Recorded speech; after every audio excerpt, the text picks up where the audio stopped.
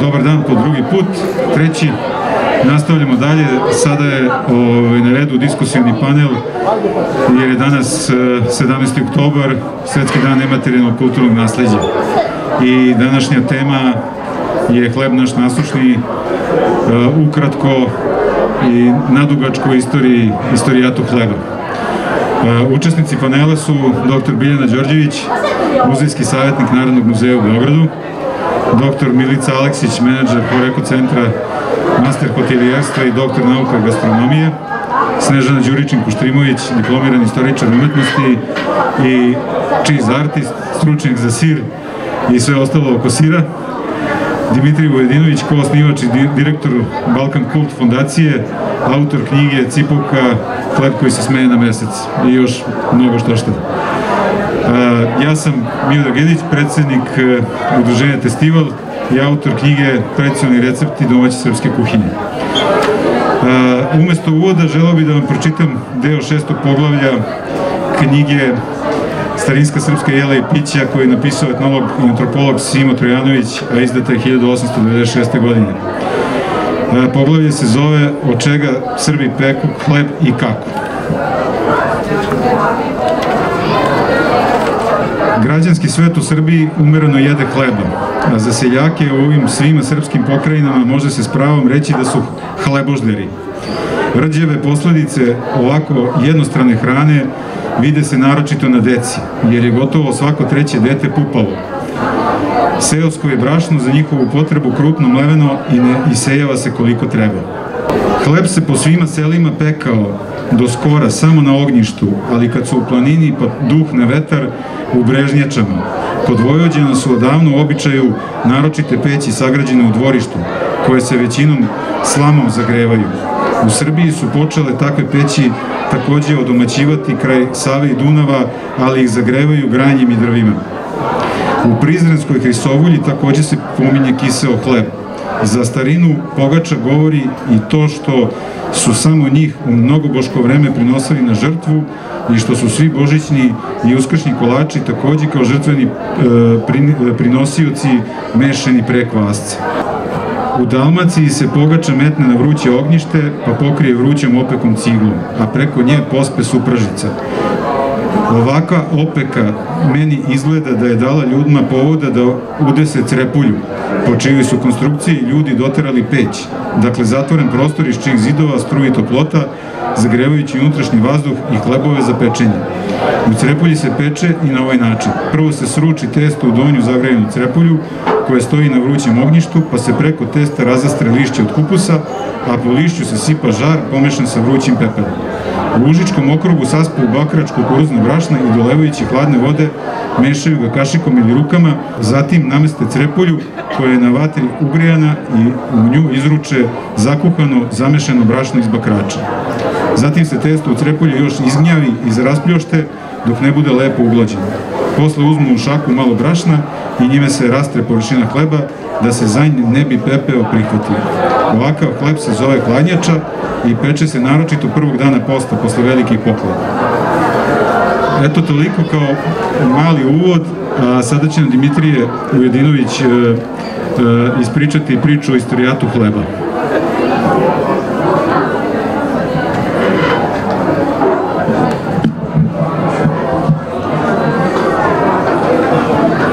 Sad mogu, pošto je distanci, mogu da samo da davim i sat. Vreme teče, dobar dan.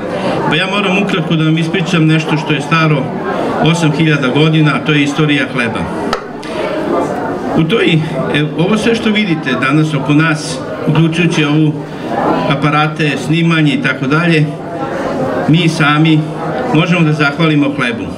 U toj geološki kratkoj istoriji čoveka mnogo duži period je bio naš taj prapredak, skitnica, skitao je, skupljao je i lovac. To vidimo po pećinskim crtežima.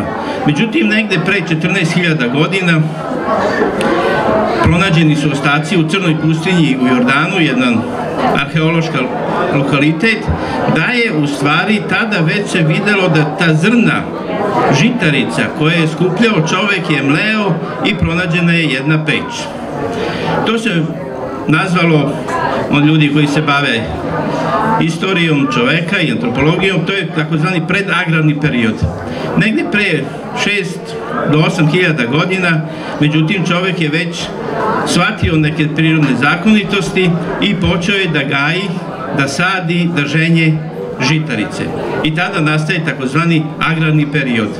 U tom trenutku on više nije skitnica, on nije više nomad, on počinje da gradi sela, nastambe, tvrđave, gradove i počinje da bude nešto što se zove poljoprivrednik, što bi mi zvali danas poljoprivrednik. I to je taj agrarni period u ovom kontekstu koji traje i do danas. Međutim, svaki novčić ima svoju drugu stranu, tako da sa nastavkom agrarnog perioda čovjek počinje i kod sebe da razvija ono što se danas kaže destruktivna kreativnost. Počinju i ratovi, počinje otimanje tuđeg stečenog bogatstva, počinje nešto što nažalost do danas čovjek nije uspeo da prevaziđe u svome karakteru. Čim je pronašao hleb, čovjek je odmah shvatio njegov značaj za opstanak.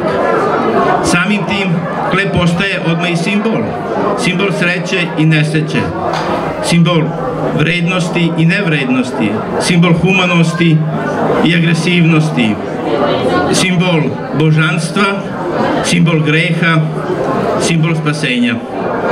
Tako se hleb već odmah u Mesopotamiji javlja kao jedan simbol, on se javlja u njihovoj mitologiji, javlja se i govori se o hlebu života.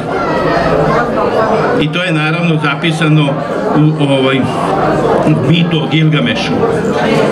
Egipatski bog Oziris, koji je bio i bog hleba i poljoprivrede, govori o hlebu večnosti. Vidite, hleb se već javlja u nečemu što je mitologija, što je jedna težnja antropološka, ontološka težnja čoveka da na neki način prevaziđe tu svoju kratkotrajno bitisanje u ovozemaljskom svetu. Znači, hleb već tada postaje jedini proizvod čoveka koji ga veže za onostrani svet. I tako hleb onda prati naš život od rođenja pa do smrti, a i poslije smrti. Ne postoji nijedan praznik, nijedan obred religijski ili tradicijski u kome hleb nema neko svoje mesto, neku svoju ulogu.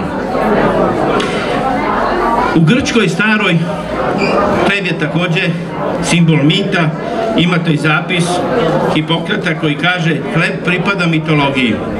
Znamo da je vrhovni bog bio Zevs, ali on je to bio po statusu. Glavni u stvari boginja bila je boginja Demetra, Demeter, majka zemlja.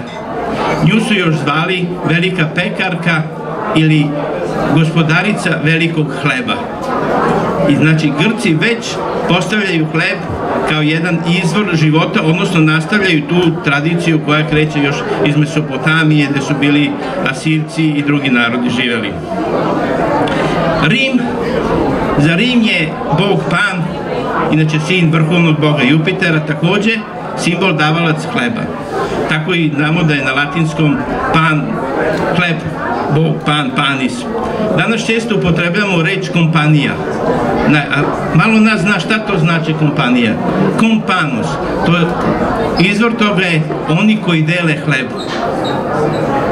Tako da se već, sada, naravno, dolaskom hrišćanstva i hrišćanske religije, hleb, to svi znamo, postaje jedan od temelja, simbol hrišćanske religije. To znamo da Isus kaže, ovo je moje telo, dajući svojim apostolima da probaju, odnosno poistovećuje se sa žrtvom i zahvalnicom hleba koji danas imamo kod hrišćana.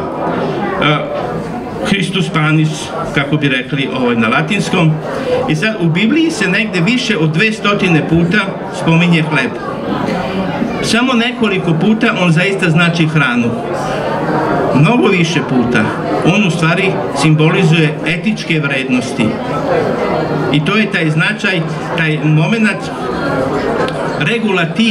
regulativnih normi koje donosi Biblija hrišćanima i načina kako treba da se ponašaju u zemaljskom životu da bi naravno posle otišli u raj ili već u pakao, kako ko. To je ono što je, znači iz mitologije hleb prelazi u religiju. Naravno, znamo da je jedan od tri ključna momenta razdora hrišćanstva na istočno i zapadno upravo hleb. Da li se kao zahvalnica hleb daje bez kvasca ili kvasni hleb. I to jeste bio jedan od velikih razloga koji se dalje, da ne objašnjam, dalje razvijao u teološkoj nauci i istoka i zapada. Kad spominjem te religije, u muslimanskoj religiji hleb nije toliko vezan, oni imaju sasvim jedan drugi princip, nije toliko vezan za Kuran, ali postoje, živeći sa hrišćanima, muslimani su također prihvatili neki odnos prema hlebu, poseban odnos. Tako imamo recimo čuvene ramazanke koje se prave za vreme Ramazana i koje se jedu samo uveče pošto se preko dana ništa ne jede. Možemo slobodno da kažemo da je hleb menjao i kulturu, istoriju i civilizacije naroda. Ako vas pitam kako su podignute piramide, naravno svako će reći bili su odlični matematičari, građevinci, imali su veliku radnu snagu. To je sve tačno, ali to nije dovoljno.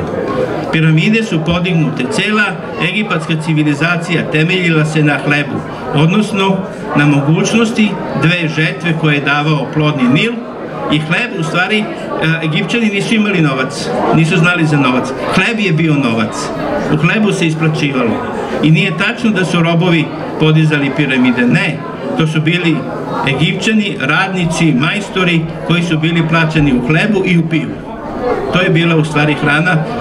Samo da kažem digresiju, ovo pivo koje mi danas pijemo nema veze sa onim pivom koje su oni nekad pili, ono je bilo mnogo slađe, kaloričnije, imalo mnogo više B vitamina, što je za fizički rad jako važno. Uspon i pad Pax Romane, velike rimske carevine, upravo se temelji na hlebu.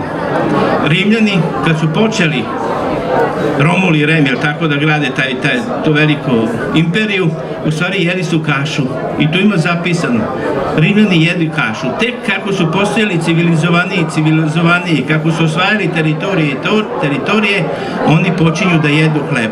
Na kraju se u Rimskoj imperiji to završilo tako da su razlikovali sebe, građane, slobodne građane Rima, od varvara, znači mi koji jedemo hleb i oni koji ne jedu hleb. Hleb je bio jedan simbol civilizacijski u toj velikoj rimskoj imperiji. Ako svi znamo za slučaj Kleopatre i Antonije i svi se pitamo jao, pa to je bila velika ljubav, Antonio je hteo da osvoji Rim, da on bude Cezar u sukobu sa Augustom Octavianom, to nije tačno. To je naravno popularno, mnogo filmova je napravljeno oko toga, to nije tačno. Pravi uzrok sukoba je bio taj što je Kleopatra i Antonije su prestali da šalju žito u Rim. I sukob je izbio oko žita, odnosno oko žitnica, oko mogućnosti proizvodnje i dobijanja hleba.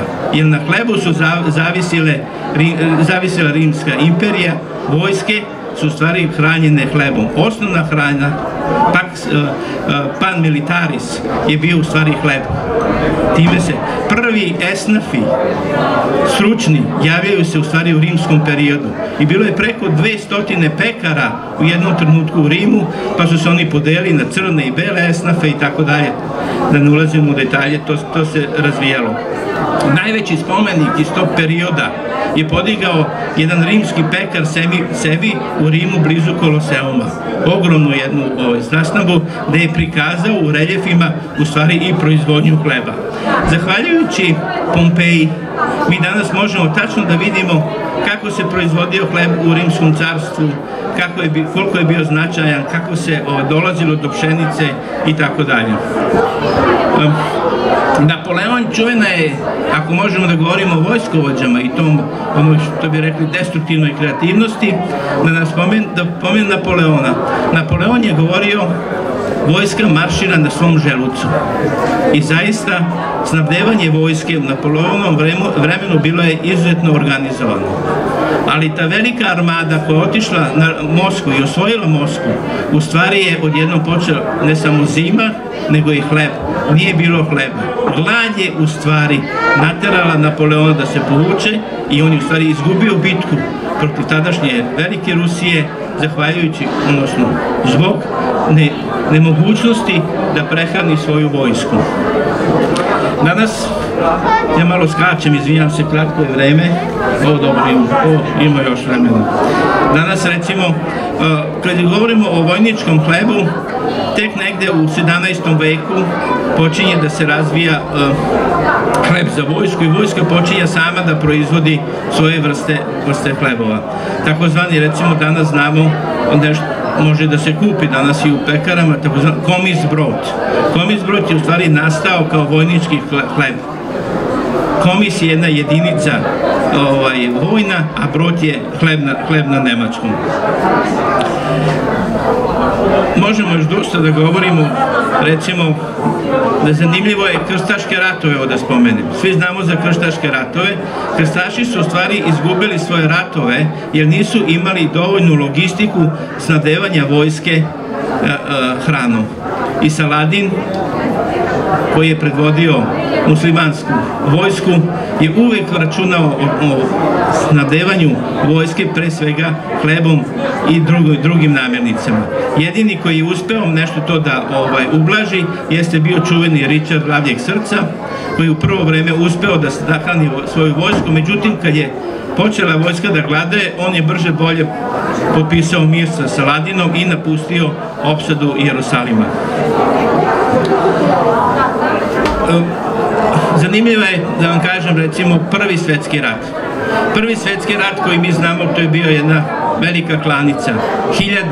Desetine hiljada ljudi je ginulo za 1000 metara neke blatnjave zemlje. U stvari, Prvi svetski rat se nije samo vodio na frontu, vodio se i u pozadini. To je bio prvi veliki rat koji je izjednačavao front i pozadinu. A rat u pozadini se vodio pomoću gladi, upravo nestašicom žitarica i nestašicom hleba. I cela glad u Evropi je u stvari zahvatila i ne samo vojsku, nego i civile.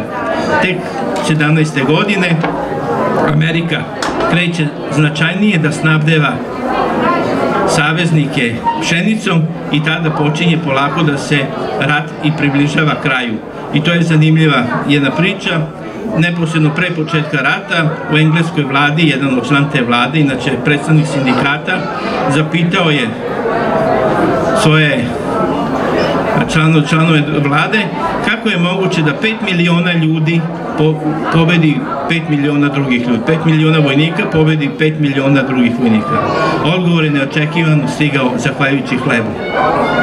I predsjednik Wilson 1918. godine svečano izjavljuje ovaj rat dobijen je na vlati pšenice, što je apsolutno tačno. Međutim, da ne budemo samo evropocentrični,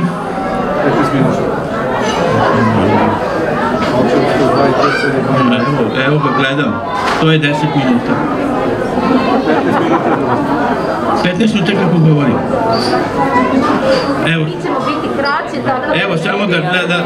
Evo samo da završim, da ne budemo evropocentrični. Južna Amerika takođe poznaje hleb, ali ne hleb od žitarica, od pšenice, nego poznaje hleb od kukuruza. Mahis i oni nazivaju, to je žuto zlato. Čak i severnoamerički indijanci, oni i takođe poznaju kukuruz i kažu za kukuruz, to je, kaže, klip je dar jedne lepe žene sa neba. Kukuruz ulazi u Evropu, to sve znamo, međutim kukuruz pre svega u Evropu ne ulazi preko Španije, ne ulazi preko Italije, ulazi preko Turske. I dugo vremena se u Evropi mislilo da je u stvari kukuruz iz Turske. I danas Italijani kukuruz kažu grano turco, a u stvari nema nikakve veze. To je jedna zabluda da vam ne pričam. Takođe, danas svi znamo o putu svile. Toliko je mnogo pisano o putu svile, snimeni su filmovi. Međutim, isto tako, istim putem znači ta Južna Azija, postoji i put hleba. Istina, on ne ide od Kine, on polazi od Indije. Ali istim putem može da pratite razvoj hleba, to je takozvani ravni hleb. Ono što bi mi rekli pogača, danas ravna pogača. Eto, samo da vidimo šta još imamo, koje tu tasvile. Da vam sad... Da vam sad ne znam da li nam pričamo o pekarama. Prve velika pekare, profesionalnih pekara javljaju se u Kairu, znači u starom Egiptu. Postoji jedan reljef na piramidi Ramzesa III. Gde se vidi to furune, to će možda malo više da pričamo, takođe su nađene u Pompeji. I vodenice, ima mnogo priča o vodenicama, odnosno o mlinovima. Vodenica je nekad smatrana đavolja, jer se tu stalno čuo neki zvuk onih kamenja i to je ljude prosto nagnalo na jedan strah. Tako je, na vampire, nemojte setite se našeg Save Savanovića, recimo. Već smo rekli, prvi esnafi koji se javljaju u Rimu. Prva pekarska akademija podignuto je takozvani čovjek Parmentier, to je za vreme Luja XVI, pa je nastavljeno za vreme Napoleona, pa i posle toga on je prvi veliki pekarski mag bio koji je osnovao i akademiju pekarstva. Također sad mogu bi da vam pričam i o zakon koji posebno tretira hleb. Prvi zakon je nastao u Egiptu gdje je bilo, faraon je zabranio da se u brašno stavlja pesak, što su neki pokvareni, jer tako pekari radili, pa su danas kod mumija u zubima pronađeni pesak, a smatra se da je to upravo zato što je tako hleb bio začinjen, tako da kažem, pesmom. U umetnosti hleb se često javlja, to znamo do Dantea, Chaucera, Cervantesa, do današnjih, do Hankea, Allende, Hesse piše o hlebu. Znači, hleb je, vidimo, prisutan u slikarstvu takođe. Hleb je nešto što je naš, da se vrati na početak, stalni pratilac od rođenja pa do smrti i posle smrti u jednom simboličnom smislu, ali pre svega, ako govorimo o tom simboličnom smislu, mislimo na etičke vrednosti koje čovjek bi trebao i da se pridržava i koje ga stalno podsjećaju na nešto što je plemenito, što je humano i što je vanvremenski, tako da kažem, a što nas na određeni način vezuje i za naše pretke. Znači, hleb je, to je posebno zanimljivo kod Jevreja, hleb je nešto što je sećanje, što je pamćenje. Znači, hleb je jedan simbol pamćenja na pretke, na nas danas i na ono što treba kao amane, da kažem, da prenesemo budućim generacijama. Hvala.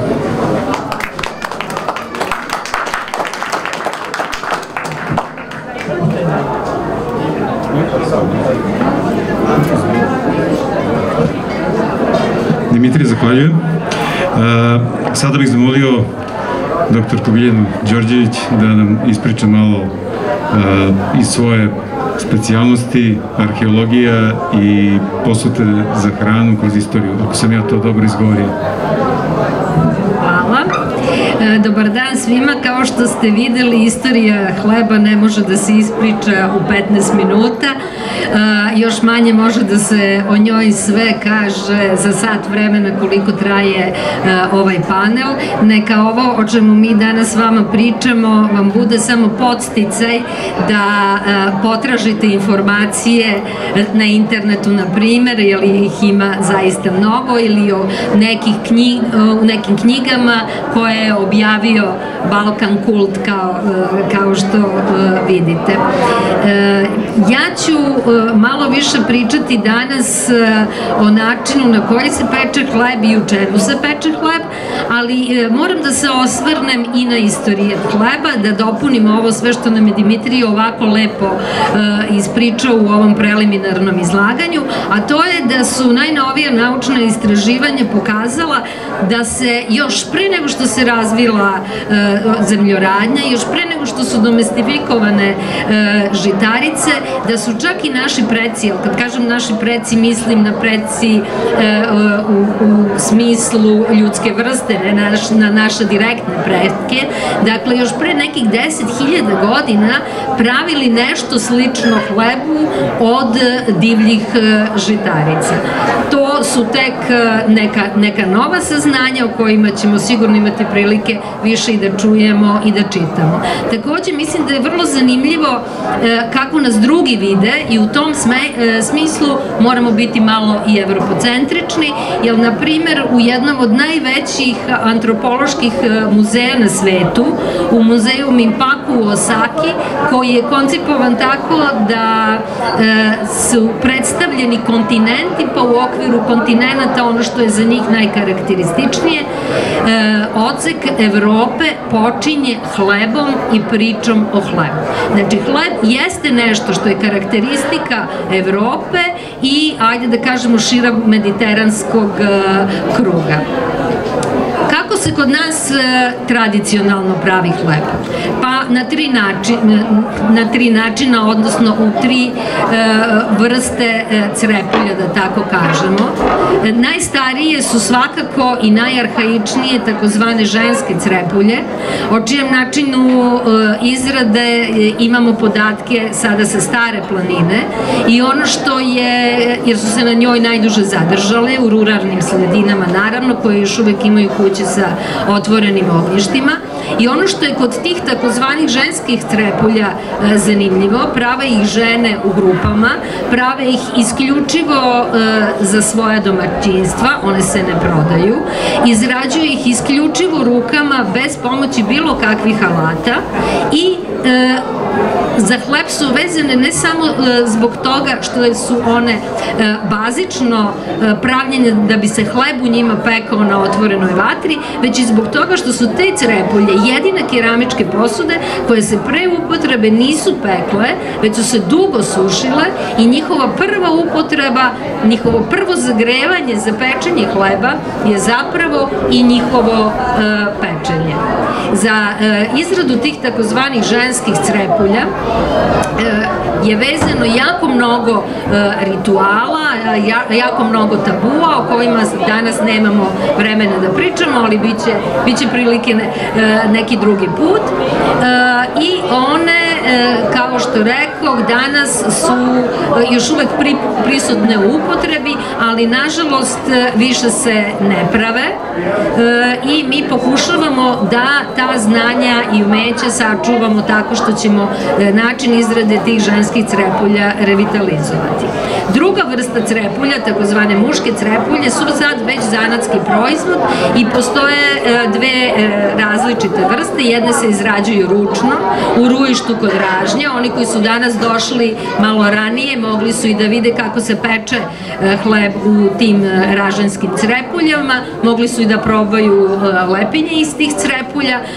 One su, odnosno način izrade tih crepulja upisan je u Nacionalni registar nematerijalnog kulturnog nasleđa prošle godine, a to je značajno između ostalog i zbog toga, kao što je Miće rekao, što je danas 17. oktobar, Međunarodni dan nematerijalnog kulturnog nasleđa, jer se 2003. godine na današnji dan u Parizu je usvojena Konvencija o zaštiti nematerijalnog kulturnog nasleđa.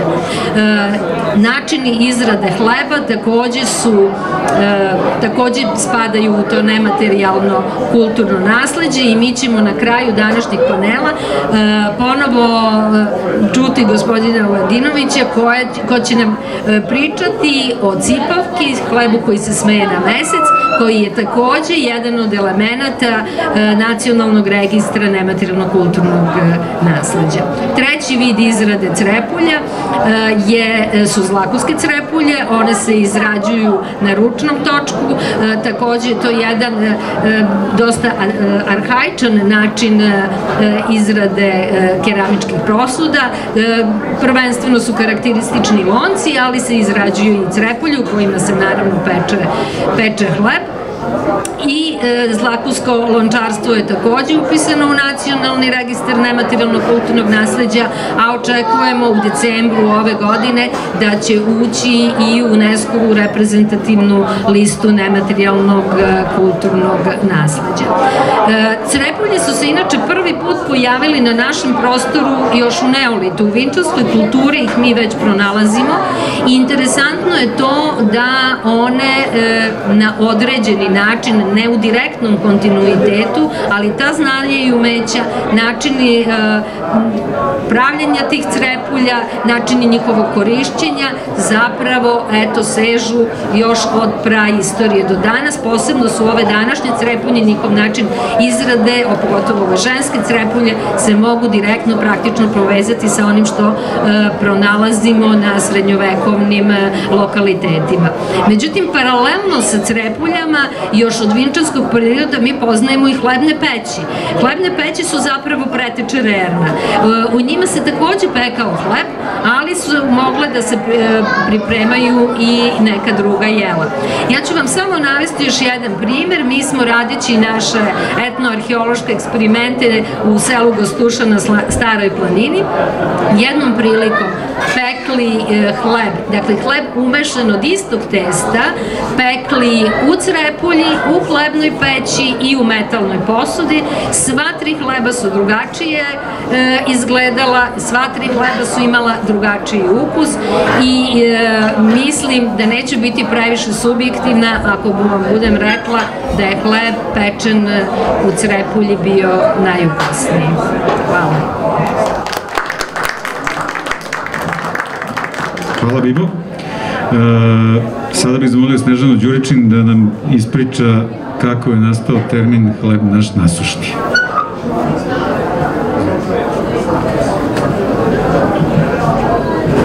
Dobar dan.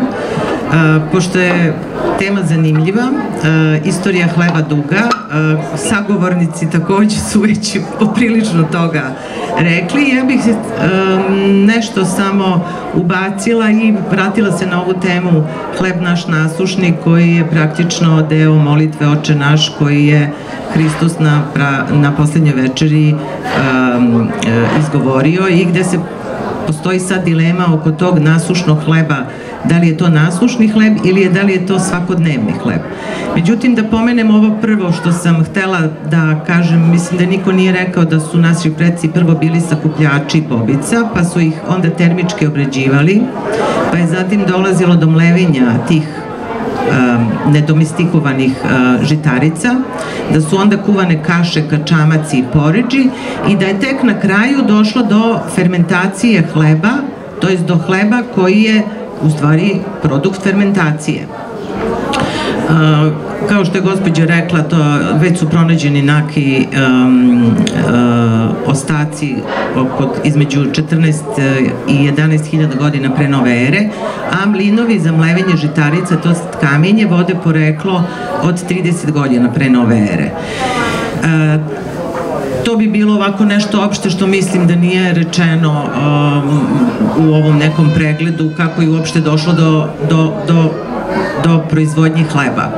Sad, što se tiče naših krajeva, Sloveni su pretežno, kada su došli iz Azije, oni su pretežno bili stočari i bavili su se medom, kao, znači, uzgajanjem stoke, proizvodnjom meda i voska. I to je do izvesnog perioda bila glavna preokupacija Slovena.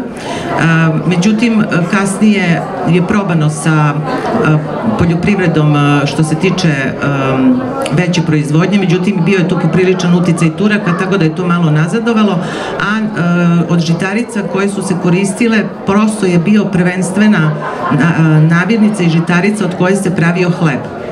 Proso, ječam i ovas. Sad dalje dolazi do kultivizacije hleba, malo boljeg pravljenja, korišćenja potkvasa i ostalo, peći, posuda za pečenje i tako dalje. Međutim, ovo je interesantno meni i naziv ove tribine je hleb naš nasušni. Da li je to, da kažemo, pravilan izraz ili nije? U molitvi, dakle, koja je svima poznata, jel, i koja je deo svakog crkvenog obreda, dakle, taj termin hleb naš nasušni se tumači na više načina po disciplinama ljudi koji se bave, to jest teologa. Da li se to odnosi na trenutnu konzumaciju ili ti povezivanje sa Isusom Hristom, ili je to u stvari neka vrsta budućeg uvođenja u zagrobni život.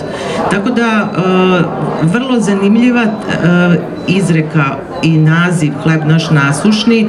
Ne mogu vam ovako sad, već kad je poprilično sve rečeno i kad je već odmaklo vreme i znamo da ima drugih elemenata da se bavim tako ozbiljnom temom, pa bih možda ovde prekinula čisto do sledeći put, da ostavimo to za neko malo detaljnije objašnjenje i prepustila mikrofon Milici, pa da na kraju vodimo neku debatu, to jest neki razgovor o hlebu uopšte, kako je došao do ovog nivoa, jer ono što kažem, što su Sloveni i stari Srbi do pre jedno 2 veka, do pojave kultivisanog tog zapadnog hleba, ni malo ne liči na ono što sad jedemo. Dakle, to je bilo fermentacije prirodne, hlebovi su bili tvrđi, žito nije bilo prosejano u većini slučajeva, bio je krupnik korišćen, tako da se nadam da ćemo i na sledećim festivalima imati još nešto ovako, sa malo više vremena i sa malo možda detaljnijim temama. Eto, sad bi ja Milici prepustila mikrofon da nastavi. Hvala, Snežana. Sad bih zamolio Milicu samo da nam ukratko kaže o tome kako je hleb pratio razvoj profesionalnog kulinarstva i možda da obrnemo pitanje kako je profesionalno kulinarstvo pratilo razvoj i popularnost hleba i precio kroz istoriju, specijalno u Srbiji.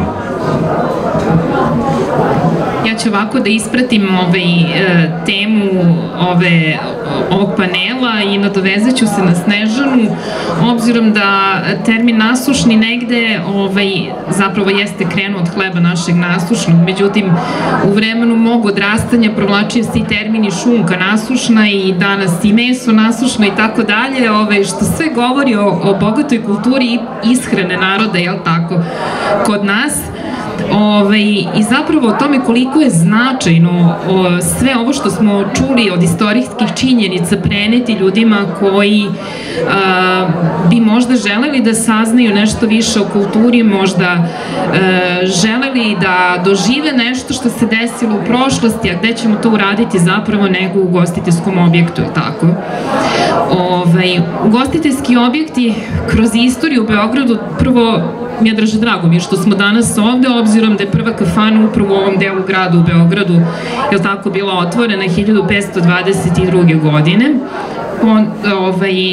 nekim mojim saznanjima, pa bih negde započela priču i odatle, gde se u prvom ugostiteljskom objektu u Beogradu zapravo služila kafa, služili su se napici, a zatim je ugostiteljstvo polako krenulo preko priče iz Beča o fermentaciji hleba i unošenje hleba zapravo u komercijalne svrhe u objekte i u prodaju i u ugostiteljske objekte.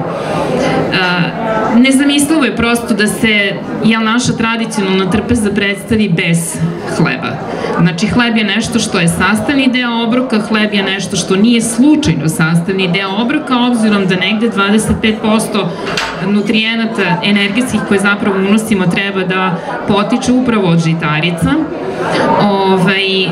Hleb je prisutan u svako doba dana na našoj trpezi, a u ugostiteljskim objektima je negde uvod u jelo iz više razloga. Hleb ćete naći u svakom restoranu već pri samoj postavci stola, znači kao takozvani poznati kuver, odnosno deo kuvera, prenet iz francuskog restauraterstva kod nas, znači jedan sto postavljen za dočekivanje gosta koji je spreman za ručavanje ili večeru, obuhvata sve ono što je na stolu, tako, od elementarnih stvari, pribora, stonjaka i ostalog, do jednog dela koji je negde, ajde da kažem, i mudro postavljen, a to je posuda sa hlebom i puterom. Tako je bilo do nedavno. Međutim, razvojem tehnologije, razvojem, globalizacijom tržišta i svega onoga što saznajemo na vrlo ubrzan način u restoranima danas je postalo jako interesantno ispratiti doček gosti upravo nekim detaljima kao što su restoranska peciva, različiti tipovi hleba i slično, do momenta kod izuzetno prestižnih restorana gde se zapravo na prvi pogled kvalitet restorana ocenjuje upravo prema hlebu koji se u njemu služi. Zbog toga, da kažem, najprestižniji restorani, ne samo kod nas, nego i u svetu, imaju posebnu ponudu hleba, poseban način i vid predstavljanja hleba sa svim njegovim senzorskim karakteristikama i ozbiljnim izlaganjem vezanim za njegov sastav, a opet ekspanzijom potrebe za posebnim vrstama hleba, kada govorimo o posebnim načinima ishrane kao što je ishrana bez glutena, dolazi i do ekspanzije hlebova koji nisu tipični od pšeničnog brašna, već zahtevaju zaista jedan sasvim drugi pristup i drugu tehniku pripreme. Kada govorimo dalje o razvoju, jeste zapravo tu je i peć kao tehnološki deo opreme koji je neophodan, neophodno ga je pomenuti za razvoj hleba u ugostiteljskim objektima. Ekspanzijom tehnologije zapravo dobijamo hlebove različitih tipova, različitih vrsta, hlebna peciva, podvrste, podgrupe i tako dalje. Hleb zaista je jedna nepresušna priča i vrste hleba koje danas možemo videti na našem tržištu i šire su zapravo prava, ajde da kažem, gastronomska fantazija. Toliko u ovom prvom delu. Zahvaljujem. Za kraj bih molio Dimitrija da nam ispriča priču o Cipovki, malo da ponovi ono što smo imali u februaru zajedno sa filmom, sad ovaj put malo više narativno.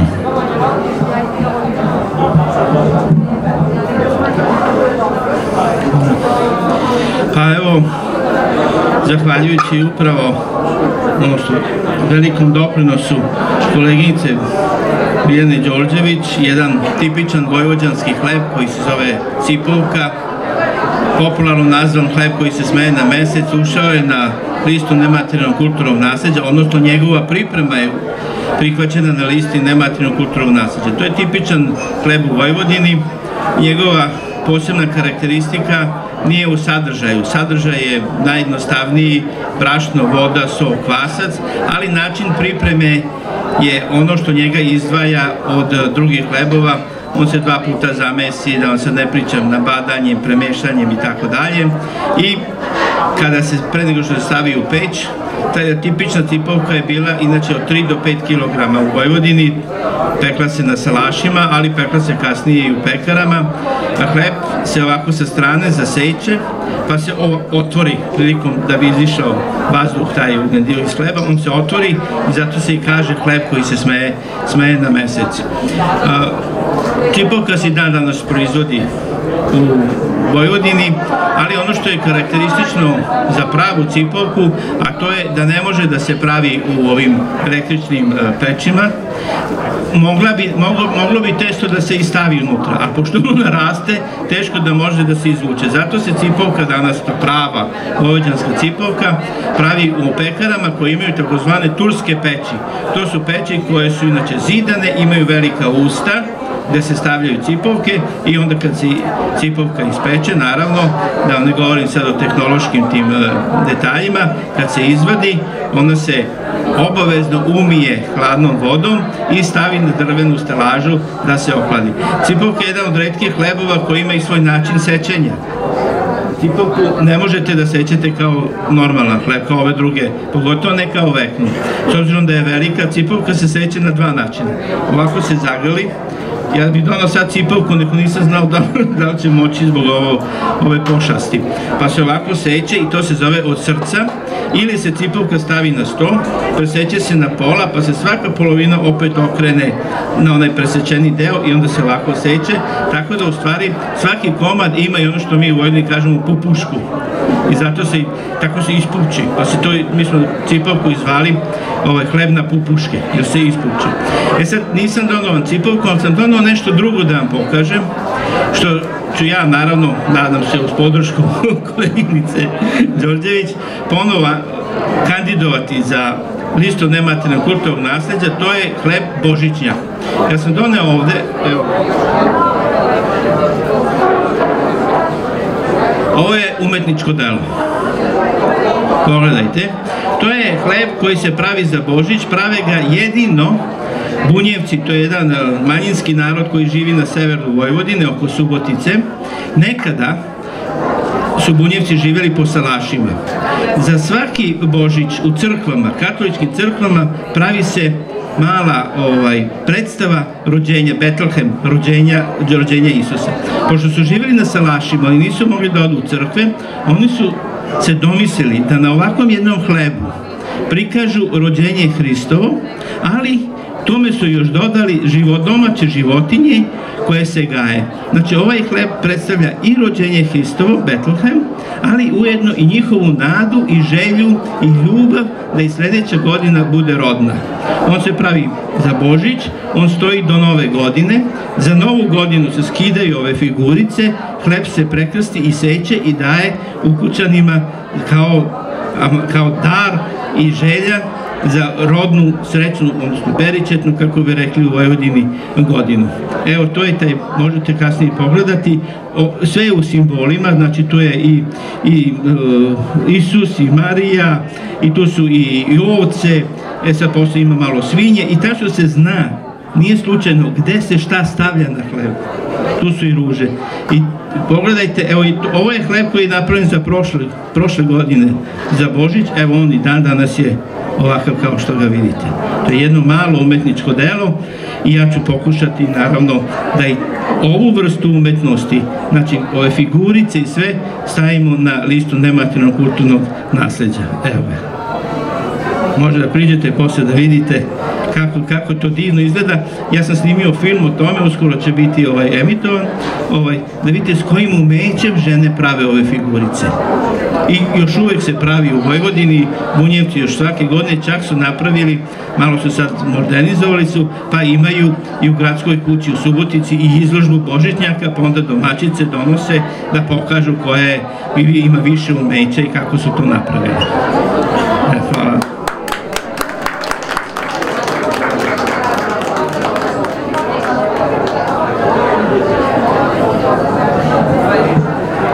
Dimitri, hvala vam na divnom završetku. Da li možda neko ima iz publike pitanje, neko za naše goste danas? Da li želite da kažete još neku reč za kraj? Dođite malo bliže. Htela sam samo da pitam za one tabue što ste rekli za žensku crepovinu, ako možete ukratko. Nešto malo ženskim crepoljem. Pa evo nešto od toga. Za početak, kao što sam rekla, te crepulje izrađuju isključivo žene. Muškarci mogu da se uključe jedino kod kopanja gline ukoliko nema pristupačne gline blizu sela, pa mora duboko da se kopa. One idu u grupama, grupe su uvek od 3, 5, 7, 9, uvek neparan broj. Neparan broj je jako bitan u kompletnom ritualu i načinu izrade crepulja. Dakle, kada donesu glinu koju su otkopale u selu, to rade na određenim mestima, gaze je. I na Staroj planini se to i zove, čitav postupak se zove gaženje crepnji. Dakle, one idu, gaze ih tako što naprave jednu kupu, uhvate se za ruke kao da igraju kolo i onda idu 3 puta u jednu stranu, pa prevrnu glinu, pa 3 puta u drugu stranu i tako 9 puta. Dakle, broj 3 je jako bitan u svemu tome. Žena mora biti čista u trenutku kad gazi crepulje u svakom pogledu. Od toga da treba da bude okupana i da nosi čistu, praktično svečanu odeću, do toga da ne sme prethodne noći da ima seksualne odnose i ne sme da ima menstruaciju u toku tog procesa. Ukoliko u kući u kojoj se prave crepulje neko umre, narednih godinu dana one se ne prave. Inače, crepulje se tradicionalno prave jednom godišnje i to uvek na nekog sveca koji se poštuje naročito u selu. Sad, vi kad pitate njih zbog čega je to tako, oni će vam reći da je to zbog toga što taj svetac, štiteći njih, štite crepulje u kojima se na ognjištu peče hleb, a preko tog hleba koji oni jedu štite i tu porodicu. Međutim, postoji tu i praktičniji razlog, jer za velike praznike žene ne idu u polje da rade, pa da ne bi dangubile, onda one imaju obavezu pravljenja crepulja. Pravi se, recimo, pre početka gaženja gline, napravi se lutka od krpa, koja se obuče u svečano odelo, stavi joj se marana, zadene joj se cvet ispod te marame, nacrtaju se oči u usta i ona služi tome da privuče zle sile. Dakle, da zle sile ne bi otišle na crepulje koje se prave pa da one puknu, napravi se ta lutka. I tako dalje, ima toga jako mnogo i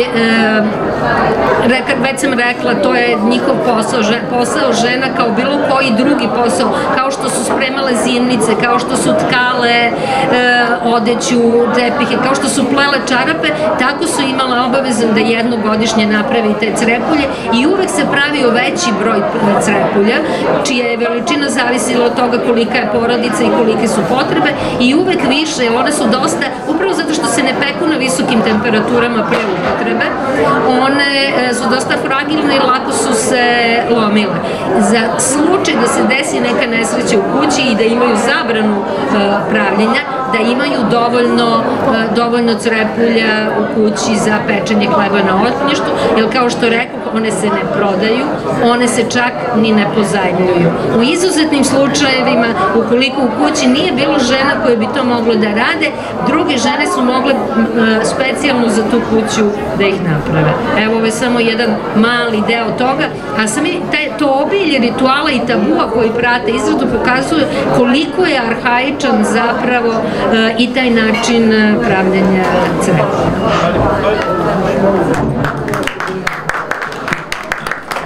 Tabu vezan za hleb i za peći i za pravljenje je posebno velika tema. Kod svih naroda imate, recimo i dan danas prisutni. Ovo se sad zadržalo, ali kod Jevreja, recimo, su strašni tabu i vezani za koji praznik i kako se pravi hleb. Imate recimo i kod nas, kod Vlaha, posebno zanimljiva priča o vlaškom hlebu i tabojima. To bi mogli ceo dan da pričamo. Pa kao što sam već rekla, sat vremena je jako malo da ispričamo sve o istorijatu hleba i o tome šta da... Samo jednu temu, ali mi smo sad načeli mnogo tema i nadamo se da ćemo sledeći put imati prilike da neke od tih tema malo dublje uđemo u njih. Ja bih samo dodao, Bibo time ispravi, ima knjiga o postupcima pravljenja crepulja u Narodnom muzeju. Da li je ona dostupna ili nije? Da, ja sam autor knjige koja se zove Tri lica tradicionalne proizvodnje keramike u Srbiji. Ona je izdata 2011. godine, nje više nema u prodaji, ali može se naći na internetu. Tako da, eto, koga interesuje može da pročita. Hvala, naravno uz ove knjige u PDF formatu, da može se naći na internetu, a za ostale teme imate knjige koje je Dimitrij pisao ili priređivao, tu su izložene. Da li ima još neko pitanje? Ok. Ja sam Nikola Ivanković, ja sam inače ikonopisac. Zanima me samo jedna informacija po pitanju velike korporacije koje prave hleb, kao što su Metro i to, mislim, zbog vas, pitanje zapravo za vas. Po statutu gde po pravilu šta treba da uđe u sastav hleba nalaze se neke materije koje baš nisu za jeste, kao što su, mislim, azotna kiselina, ced za sudove i još neke masti koje su verovatno u toku proizvodnje došle u sastav sa hlebom. Kako se zove, pa sad mene interesuje kako se zove, da li smo mi kao narod omanuti po tom pitanju, s obzirom da ima ljudi koji poste, koji ne jedu meso, tu postoji isto i srž od kostiju svinja. Sad to je verovatno nekim malim naznakama, to je sad od 0,01%, ali se nalazi tu. Voleo bi samo da kažem, da pitam zapravo da li postoji neka mogućnost da se to ispravi po pitanju, mislim da to se ne nalazi u hlebu koji kupuju milione ljudi. Znači to je sada... Hvala, Ivica. Ja ću samo jednu malu digresiju, Metro prodaje hranu, ne proizvodi, ali svakako hvala na pitanju. Jedna tema koja je definitivno jako interesantna u poslednje vreme upravo jeste bezbednost hrane i nešto što se ubrzano kod nas standardima unapređuje i predupređuje. Znači, definitivno naši standardi jesu negde u skladu sa evropskim, ali se svakodnevno unapređuju i zato iz godine u godinu imamo novi standard vezano za kvalitet i bezbednost hrane. Ono što je dodato u hlebu i što je dodato u većini vrste industrijskih hlebova jesu zapravo aditivi. Aditivi su regulisani pravilnikom o aditivima i njihovo prisustvo u hlebu sigurno u industrijskim pogonima neće biti izuzeto. Ono što mi možemo da uradimo kao pojedinci jeste da kontrolišemo unos aditiva čitanjem deklaracije. Znači, prosto da taj neki propisani nivo ne pređe naše dnevne unose i to je ono što kao pojedinci zapravo možemo da učinimo. Ono što u svim industrijskim pogonima sigurno postoji jesu upravo ti fizički rizici koji pominjete, ne znam, može da postoji ovo ili ono, to sigurno ne piše na deklaraciji, desi se, da. Desi se zato što su proizvodne linije veoma teške za održavanje, međutim, standardima o kvalitetu i o bezbednosti hrane i uvođenjem bezbednostnih sistema, kako svetskih tipa AFS i HCCP sistem bezbednosti hrane koji je sada obavezan da biste distribuirali hranu na tržište, posebno u velikim prodajnim objektima. Znači, mislim da će do ovakvih situacija doći u jako minornim okvirima. Znači, mislim da sam negde pokrila sve što ste pokušali da me... Da, mene samo to zainteresiralo da... Da, ja apsolutno razumem pitanje, znači, i razumem ovo što je Milica odgovorila, više od 5 godina sam radio u jednoj firmi kao direktor kvaliteta, imate taj aspekt da možete da planirate mnoge stvari i onda se dese i neplanirane. Znači, prime se u hlebu mogu da budu i neplanirane, mogu da budu planirane. Najbitnije je ono što kaže Milica, čitati deklaracije i pokušati izbeći to gde je baš deklarisano, znači to onda oni namerno ubacuju, tako da, eto, mislim da smo zaokružili. S obzirom na vreme, ja bih vas pozvao, koga god nešto interesuje, znači naši panelisti će biti tu sa vama, možete im postaviti lično pitanje, mi moramo zbog programa da ovde završimo. Ja vam se zahvaljujem iz srca što ste danas bili sa nama u ovim teškim vremenima. Zahvaljujem se na iscrpnim i detaljnim odgovorima, predavanjima i nadam se da ćemo na prolećnom festivalu imati neku isto zanimljivu temu da na sličan način obradimo. Hvala vam još jednom.